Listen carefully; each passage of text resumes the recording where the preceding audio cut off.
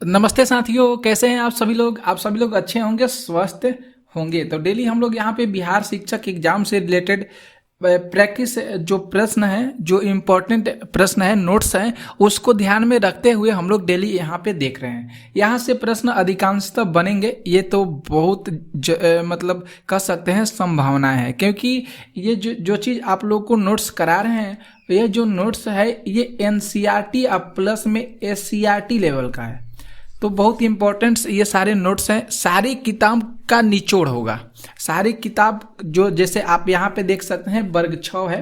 अब वर्ग 6 के भाग 1 है, अतीत से वर्तमान। पीछे के लेक्चर में हम आप लोग को पर्यावरण, हम और हमारा जो पर्यावरण है उसको हम लोग कराए हैं। उस चीज़ अगर आप लोग उस वीडियो को नहीं देखे हैं तो आप लोग उस वीडियो को देख लीजिए, क्योंकि जो वर्ग 5 है, वर्ग 5 में हम और पर्यावरण से रिलेटेड जो भी चैप्टर का नाम है और जो भी चैप्टर में मुख्य बिंदु मतलब कह सकते हैं मुख्य जो प्रश्न बनने वाले हैं उसको भी मैं साथ ही साथ कराए हैं। तो आप लोग उसको ध्यान से देख लीजिएगा, इसका वीडियो जो है प्लेलिस्ट में मिल जाएगा। ठीक है, तो आज की जो हम लोग की टॉपिक हो जाएगा अतीत से लेकर वर्तमान तक, वर्ग 6 हो जाएगा और भाग 1 होगा। ओके, तो आप लोग जरूर देखिएगा और आप लोग इस वीडियो को जितना हो सकेगा आप लोग शेयर भी जरूर कर दीजिएगा। ठीक है, तो आप लोग की सहायता से हम लोग आगे बढ़ते हैं। तो देखिए यहाँ पे हम लोग का चैप्टर चालू होता है। थोड़ा सा मैं इसको बड़े कर लेते हैं, इसको थोड़ा सा हम बड़े कर लेते हैं, जिससे आप लोग को देखने में बहुत अच्छा लगेगा, सहूलियत मिलेगा। हो गया, तो वर्ग 6 है, एससीईआरटी का बुक है और इस बुक का नाम हो जाएगा अतीत से लेकर वर्तमान तक। अध्याय 1 में नो एग्जाम पॉइंट, मतलब कहने का मतलब है कि इस अध्याय 1 में कुछ भी चीज़ जो है बनेगा नहीं। जो इम्पोर्टेंट सबसे जरूरी होगा वह अध्याय 1 में कुछ चीज़ नहीं दिया गया है। तो ठीक है, अध्याय हम लोग 2 की ओर चलेंगे, रुख डालेंगे और अध्याय 2 में देखेंगे क्या क्या पढ़ना है और क्या क्या प्रश्न बनेंगे, कैसे प्रश्न बनेंगे। ओके, तो आप लोग बने रहिएगा। तो देखेंगे पहला हम लोग का इतिहास हो जाएगा। इतिहास में पहले नंबर हम लोग देखेंगे प्राचीन इतिहास, इसके बाद मध्यकालीन इतिहास और तीसरे नंबर पर देखेंगे आधुनिक इतिहास। समझ गए, इतिहास में हम लोग 3 चीज को देखने वाले हैं, एक प्राचीन इतिहास, मध्यकालीन इतिहास और आधुनिक इतिहास। ठीक है, तो पहले हम लोग का रुख जो होगा प्राचीन इतिहास पर होगा। पहले हम लोग का जो रुख होगा, विश्लेषण होगा, पहले प्राचीन इतिहास पर होगा कि प्राचीन इतिहास होता क्या है, इसमें क्या क्या मुख्य पॉइंट होंगे, कैसे प्रश्न पूछे जाएंगे, वो चीज आप लोग को हम इसके बारे में बताएंगे। ठीक है, तो मानव जाति के इतिहास की जानकारी हमें कई स्रोतों से प्राप्त होती है। अध्याय ये 1 है, कक्षा 6 में पढ़ना है कि मानव जाति के इतिहास की जानकारी जो है हमें कई स्रोतों से प्राप्त होती है। ये तो आप लोगों को भी पता होगा कि हम लोग इंसान है, मानव जाति है। अगर हम लोग को इतिहास के बारे में जानकारी हासिल करना होगा तो उसके बहुत सारे स्रोत हो सकते हैं।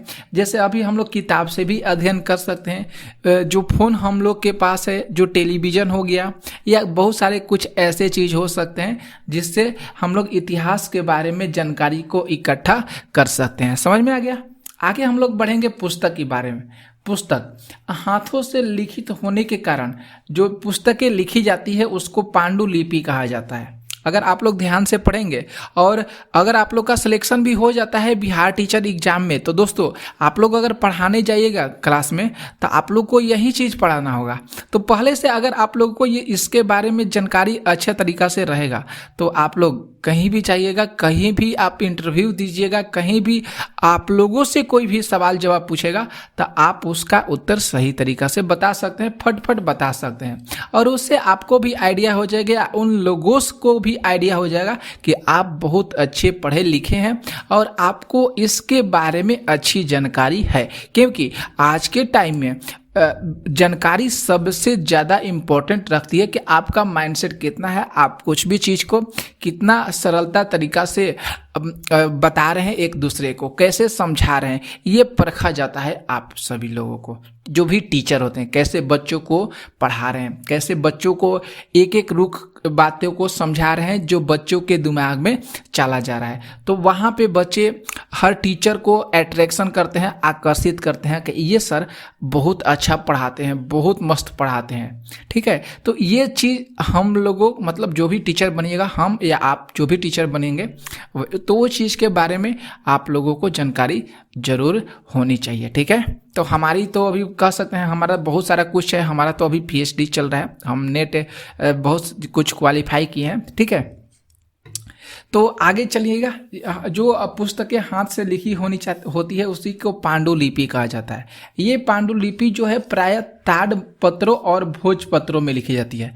दो चीज़ को ध्यान में आप लोग जरूर रखिएगा, पांडुलिपि जो होती है वह ताड़पत्रों और भोजपत्रों में लिखी जाती है। ठीक है, तो इस जो दो शब्द दिया गया है ताड़पत्र और भोजपत्र, इसे ध्यान में जरूर रखिएगा। ठीक है, अगला एक पॉइंट आता है डॉक्टर स्पूनर।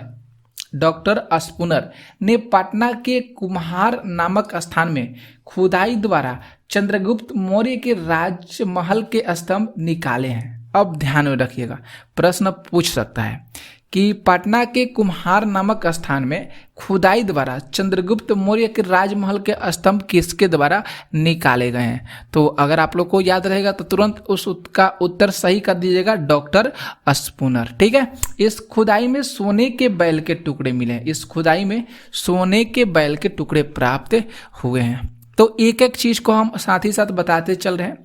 आगे जो हम लोग का पॉइंट होगा ये वाला, अगला जो पॉइंट है कि सिक्के शासकों द्वारा जारी किए जाते थे। अतीत की बात करेंगे, इतिहास की बात करेंगे दोस्तों, तो जो सिक्के होते थे वह जो शासक होते थे उसके द्वारा जारी किए जाते थे, जिस पर राजकीय चिन्ह, धार्मिक चिन्ह, कई लिपि अंकित होते थे। पहले के सिक्के अगर आप लोग देखेंगे तो आप लोग मतलब पहले अभी तो हम लोग का जो सिक्के देखते हैं, नोट देखते हैं, तो उसमें जो अशोक स्तंभ होता है उस सिक्के पर था पहले। ठीक है, अभी तो है, अभी तो महात्मा गांधी का जो हम लोग नोट देख रहे हैं। तो ये चीज है, सिक्कों का अध्ययन जो है मुद्रा शास्त्र कहलाता है, ये भी ध्यान में रखिएगा।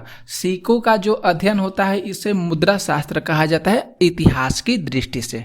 ओके, रेडियो कार्बन विधि, जो रेडियो कार्बन विधि, ये कार्बन 14 मतलब कार्बन 14 से मिलाकर रेडियो कार्बन विधि बनाया जाता है।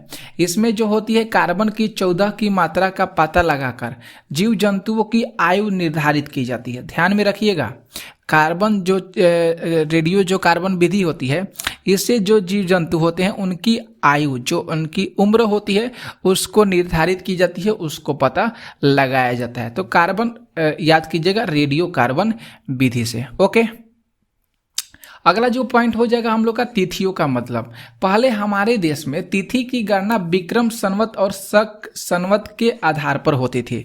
ध्यान में रखिएगा, जो पहले हमारे देश की जो तिथि है, दिनांक है, डेट है, इसकी जो गणना था वह विक्रम संवत और शक संवत से आधार पर होती थी। पर लेकिन अब की जो बात करेंगे, प्रेजेंट टाइम में वर्तमान समय की बात करेंगे, तो ईसाई धर्म प्रवर्तक ईसा मसीह के जन्म तिथि से की जाती है। जो ईसाई धर्म के प्रवर्तक थे कौन? ईसा मसीह। तो उनके जन्म से ही तिथि का निर्धारण की जाती है। उनके जन्म को 0 वर्ष माना जाता है। उनके जन्म को कितना वर्ष माना जाता है? तो 0 वर्ष माना जाता है। ये सारे चीज जो है अतीत से वर्तमान अध्याय जो 6 है, मतलब वर्ग 6 है, उसमें पढ़ना है। ठीक है, तो बहुत ही इंपॉर्टेंट है। खुद बख्श लाइब्रेरी, ये पूछा जाएगा, ये माफ कीजिए, खुदा बख्श लाइब्रेरी ये कहाँ पे हो जाएगा? तो ये पटना शहर में हो जाएगा। खुदा बख्श लाइब्रेरी कहाँ है दोस्तों? तो ये पटना शहर में है। गोपाल नारायण सिंह सार्वजनिक पुस्तकालय ये कहाँ पे हो जाएगा? तो पौलीगंज याद कीजिएगा, पौलीगंज में स्थित है। पौलीगंज कहाँ पे है? तो भरतपुरा में हो जाएगा। ये राजस्थान में हो सकता है, भरतपुर पड़े। ओके, तो गोपाल नारायण सिंह सार्वजनिक पुस्तकालय पौलीगंज में स्थित है, भरतपुरा में। इसके अंदर अनेक प्रकार की पांडुलिपियों को सुरक्षित रखा गया है। कहाँ पे? तो जो गोपाल नारायण सिंह सार्वजनिक पुस्तकालय है, वहाँ पे अनेक प्रकार की पांडुलिपियों को सुरक्षित मतलब अच्छे तरीका से रखा गया है। ओके, आगे जो हम लोग का जो पॉइंट होगा वह होगा भौगोलिक पृष्ठभूमि। भूमि तो इस तरह नहीं लिखा जाता है, भूमि इस तरह होता है, गलती हो गया है टाइप करने में। भौगोलिक पृष्ठभूमि, तो भौगोलिक पृष्ठभूमि में हम लोग देखेंगे जो भौगोलिक पृष्ठभूमि है साथियों, इसको 4 भागों में बांटा गया है। कितने भागों में बांटा गया है? 4 भागों में बांटा गया है। प्रश्न आ सकता है कि निम्नलिखित में से भौगोलिक पृष्ठभूमि को कितने भागों में बांटा गया है? 1 2 3 4। तो आप लोग जरूर ऑप्शन को टिक कीजिएगा, अगर याद है तो 4 के टिक करिएगा, ठीक है। तो अब भौगोलिक जो पृष्ठभूमि है 4 प्रकार के, मतलब 4 प्रकार से बांटा गया है। तो हम लोग थोड़ा सा उस पर रुख कर लेते हैं कैसा कैसा है। तो पहला अगर हम लोग बात करेंगे तो उत्तर के जो पर्वतीय प्रदेश होते हैं, जो तराई के जंगलों से प्रारंभ होकर हिमालय के शिखर तक फैले होते हैं, ये जो होते हैं ये पहला भाग है। इसमें देख सकते हैं कश्मीर, कागड़ा, कुमाऊं और सिक्किम के जो प्रदेश होते हैं इसके अंदर शामिल होते हैं। उत्तर के जो पर्वतीय प्रदेश होते हैं, उत्तर के जो पर्वतीय प्रदेश होते हैं, जो तराई के जंगल से प्रारंभ होकर हिमालय के शिखर तक फैले होते हैं, उसके अंदर कश्मीर, कागड़ा, कुमाऊं और सिक्किम के प्रदेश आते हैं। ओके, दूसरा की बात करेंगे, उत्तर का जो मैदान है जो अपनी उपजाऊ भूमि और अधिक पैदावार के लिए प्रसिद्ध है। यह देश का सबसे सर्वाधिक उपजाऊ क्षेत्र माना जाता है। उत्तर का मैदान, किसका मैदान? उत्तर का मैदान, ठीक है। कश्मीर, कांगड़ा, कुमाऊं, सिक्किम के जो प्रदेश सम्मिलित हैं जो हिमालय के शिखर तक, ये कौन से हो जाएंगे? उत्तर के पर्वतीय प्रदेश में, ठीक है। अगर तीसरा की ओर अगर हम लोग रुख करेंगे तो दक्षिण के पठार के अंतर्गत देखेंगे तो उत्तर में नर्मदा ताप्ती बहती है। दक्षिण के पठार के अंतर्गत देखेंगे तो उत्तर में नर्मदा ताप्ती बहती है। विंध्याचल और सतपुड़ा की जो पहाड़ी है ये उत्तर भारत और दक्षिण भारत को अलग करती है।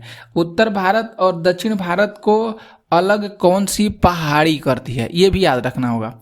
तो विंध्याचल की पहाड़ी और सतपुड़ा की पहाड़ी, विंध्याचल की पहाड़ी और सतपुड़ा की जो पहाड़ी है ये उत्तर भारत और दक्षिण भारत को अलग करती है।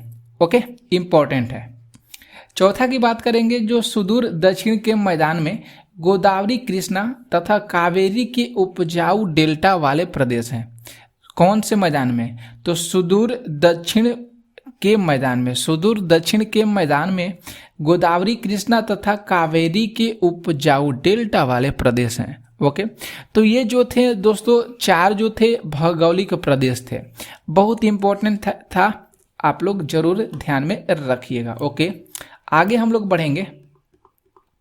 देखिए, अब आगे देखेंगे हम लोग दर्रा के बारे में। आगे देखेंगे दर्रा। ये दर्रा क्या? तो दारा जो है पहाड़ियों के बीच संकरे रास्ते होते हैं, उसी को दारा कहा जाता है। पहाड़ियों के बीच जो संकरे रास्ते होते हैं उसी को दरे कहते हैं। खैबर की बात करेंगे। खैबर जो है उत्तर पश्चिम पाकिस्तान की सीमा और अफगानिस्तान के बलूचिस्तान मैदान के बीच हिंद कुश के सफेद कोह पर्वत श्रृंखला में को खैबर कहा जाता है, ठीक है। तो ये इंपॉर्टेंट है। बोलन की बात करेंगे, ध्यान में रखिएगा, ये सब दर्रे हैं। खैबर दर्रा हो जाएगा, बोलन दर्रा हो जाएगा, खैबर दर्रा हो जाएगा, बोलन दर्रा हो जाएगा। ये हो जाएगा खैबर दर्रा जो हो जाएगा ये पाकिस्तान की सीमा और अफगानिस्तान के काबुलिस्तान मैदान के बीच है। पाकिस्तान में बलूचिस्तान का एक प्रमुख दर्रा जो क्वेटा को जैको बबादा से जोड़ता है, क्वेटा को जैको बबादा से जोड़ता है। कौन सा? बोलन दर्रा। अगर बात करेंगे रुख, आगे हम लोग चलते हैं। विंध्य के दक्षिण में ब्रह्मगिरी स्थल पर लगभग 3000 साल पहले लोगों ने महापाषाणी संस्कृति का विस्तार किए थे। बहुत इंपॉर्टेंट, ये बहुत इंपॉर्टेंट है। विंध्य के दक्षिण में ब्रह्मगिरी स्थल पर लगभग क्या कह रहा है कि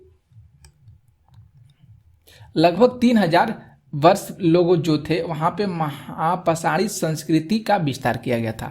महापाषाणी संस्कृति ये क्या है? तो मृतकों को दफनाकर उसके चारों तरफ बड़े बड़े पत्थर गाड़ दिए जाते थे, उसी को महापाषाणी संस्कृति कहा जाता था, ठीक है। आगे देखिए, चलते हैं।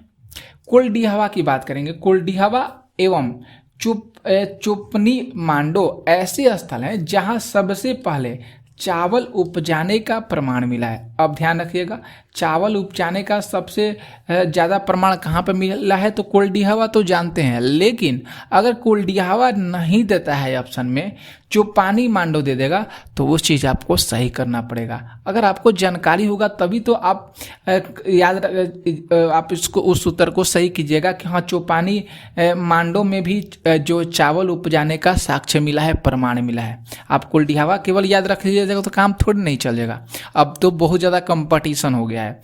तो चौपानी मांडो भी याद रखिएगा, बहुत इंपॉर्टेंट है। लगभग 250 वर्ष पहले उत्तर पश्चिम की ओर से आने वाली ईरानियों और यूनानियों ने सिंधु को हिंदोस अथवा इंडोस कहा है। सिंधु को हिंदोस अथवा इंडोस कहा है। और मगध जो है प्रथम बड़ा साम्राज्य था। मगध जो है प्रथम बड़ा साम्राज्य था। तो समझ में आ गया इतना कुछ, इसमें कोई भी इशू नहीं है, कोई भी दिक्कत नहीं होगा। अध्याय 3 की ओर बात करेंगे। प्रारंभिक जो समाज है इसकी ओर हम लोग रुख डालेंगे। पहले मध्य प्रदेश की बात करेंगे तो भीमबेटका, बुढ़नी और पंचमढ़ी। याद कीजिएगा, भीमबेटका मध्य प्रदेश, बुढ़नी मध्य प्रदेश, पंचमढ़ी मध्य प्रदेश। ओके, आगे की बात करेंगे। जो शिकारी लोग होते हैं वह गुफा के अंदर दीवार पर रंगीन चित्र भी बनाया करते थे। जो शिकारी लोग थे पहले के, वह क्या करते थे, दीवार पर रंगीन चित्र बनाते थे और रंगीन पत्थरों को घिस कर रंग तैयार किया करते थे। उस समय रंगीन जो पत्थर होते थे उससे घिसा जाता था उस समय, और उससे रंग तैयार किया जाता था। बांस के ब्रुश से चट्टानों पर चित्र बनाते थे। और इन लोगों के बनाए गए चित्र जो है भीमबेटका के गुफाओं में पाया गया है। तो शिकारी जो थे उस समय जो शिकार करते थे गुफा के अंदर, वो भी चित्र बनाते थे, पत्थरों पर चित्र बनाते थे, पत्थरों पर घिस कर रंग मिलता था, रंग तैयार किया जाता था। ठीक है, तो वह सारे जो कौन सी गुफाएं में देखने को मिलता था, भीमबेटका के गुफाएं में मिलता था। ठीक है, पैसरा की बात करेंगे। ये वाला पैसरा जो है ये बिहार के मुंगेर जिला में स्थित है।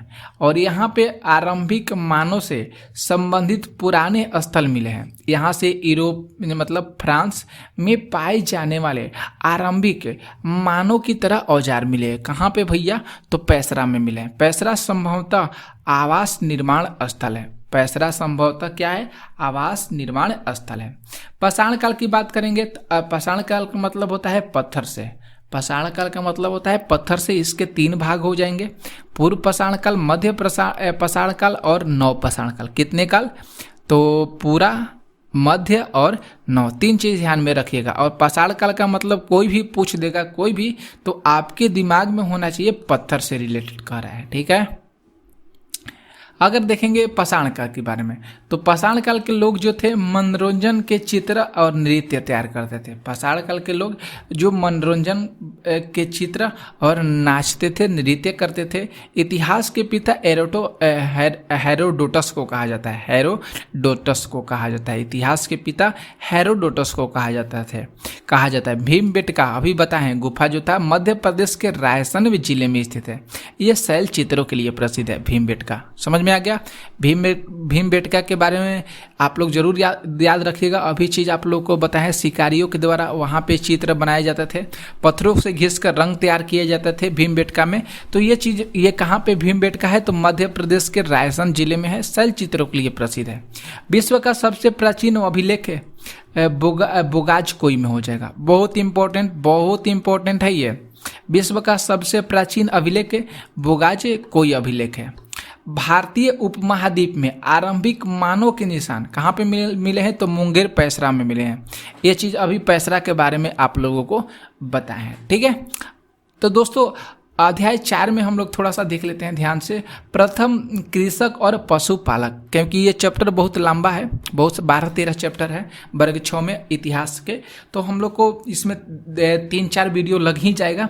थोड़ा थोड़ा हम आपको करके पढ़ाएंगे, क्योंकि अगर ज़्यादा लॉन्ग वीडियो लेंगे तो बोरियत लगने लगता है, बोर होने लगते हैं। ठीक है, तो इसलिए इसी तरह हम 3-4 को करेंगे। ठीक है, तो प्रथम कृषक एवं पशुपालक, इसमें खेती की शुरुआत जो है ईरान और इराक देश की पहाड़ियों के तलछट से हुई है। ठीक है, पहले वहीं के रहने वाले जो लोग थे वह खेती प्रारंभ किया करते थे। समझ में आ गया। तो देखिए बहुत ही इंपॉर्टेंट चीज आपके सामने है। यहाँ पे जो प्राप्त वस्तु हो जाएगा पूरा स्थल हो जाएगा, वर्तमान में हो जाएगा। इंपॉर्टेंट है, बहुत ही इंपॉर्टेंट है, इसे ध्यान में रखिएगा। गेहूं, जौ, भेड़, बकरी, यहाँ पे बकरी हो जाएगा, बकरी है, माफ कीजिएगा बकरी होता है। गेहूं, जौ, भेड़, बकरी, बकरी है। ये कहाँ पे इसका पूरा स्थल मिला है? तो मेहरगढ़ में मिला है, बकरी हो जाएगा। इसका पूरा स्थल मेहरगढ़ में मिला है। मेहरगढ़ कहाँ पे है दोस्तों भाइयों? तो पाकिस्तान में हो जाएगा। कहाँ पे? पाकिस्तान में। बहुत इंपॉर्टेंट है ये। चावल, जानवर की हड्डी, ये कहाँ पे मिल रहा है? तो कोल्डिहावा में मिल रहा है। कोल्डिहावा कहाँ पे हो जाएगा? उत्तर प्रदेश में हो जाएगा। भीमबेटका कहाँ पे हो जाएगा? तो मध्य प्रदेश में हो जाएगा। मध्य प्रदेश के कौन से जिले में हो जाएगा? तो रायसेन जिले में हो जाएगा। ओके, इतना चीज आप लोगों को बता रहे हैं, कितना सोच रहे हैं। इसके बाद बात करेंगे चावल, जानवर के खुर के निशान। जानवर के खुर के निशान बहुत बार एग्जाम में आया हुआ है। तो ये मेहरगढ़ में हो जाएगा। मेहरगढ़ पाकिस्तान में हो जाएगा। मेहरगढ़ कहाँ पे है? पाकिस्तान में है। जानवर की हड्डी कहाँ पे मिला है? तो कोल्डिहावा में मिलता है। चावल, जानवर की हड्डी, चावल तो देखिए यहाँ पे सब जगह है। कोल्डिहावा में भी चावल मिला है, मेहरगढ़ में मिला है, लेकिन जानवर की हड्डी कोल्डिहावा याद कीजिएगा। खुर के निशान कहेगा तो ये भी मेहरगढ़ में हो जाएगा, पाकिस्तान में है। गेहूं, दलहन, कुत्ता, भेड़ और बकरी, ये बुर्जहोम में मिले हैं। बुर्जहोम कहाँ पे हो जाएगा? कश्मीर में हो जाएगा। बहुत इंपॉर्टेंट चीज बता रहे हैं दोस्तों, बहुत इंपॉर्टेंट है। गेहूं, चना, जौ, ये चिरांद है। चिरांद कहाँ पे है? बिहार में। चिरांद कहाँ पे है? बिहार में। काला चना, ज्वार, बजरा, भेड़, सुअर, ये पंचमपल्ली। पंचमपल्ली कहाँ पे है? आंध्र प्रदेश में है। पंचमपल्ली आंध्र प्रदेश, पंचमपल्ली आंध्र प्रदेश है। तो ये चीज़ें कल भी आप लोग को इसके बारे में हम बता देंगे। कल आगे हम लोग पढ़ेंगे, क्योंकि वीडियो जो हो जाएगा बहुत लंबा हो जाएगा। तो हम सोच रहे हैं वीडियो लंबा ना हो, ठीक है, थोड़ा थोड़ा करके ही पढ़ेंगे, अभी टाइम है। और साथ ही साथ दोस्तों आप लोग को प्रैक्टिस भी प्रश्नों को कराते चलेंगे, ठीक है। लुसेंट के भी आप लोग को प्रैक्टिस मिल रहे हैं। लुसेंट के बुक जो है इतिहास से प्रैक्टिस करा रहे, भूगोल से भी प्रैक्टिस करा रहे, उसको भी जरूर आप लोग देखिए, उसको भी उससे देखिएगा तो बहुत ज़्यादा आप लोग को भी फायदामंद होगा। ओके, तो मिलेंगे नेक्स्ट वीडियो में, तब तक के लिए जय हिंद, जय भारत। हंसते रहिए, खेलते रहिए और खूब अच्छे तरीक़ा से पढ़ाई करते रहिए, ठीक है।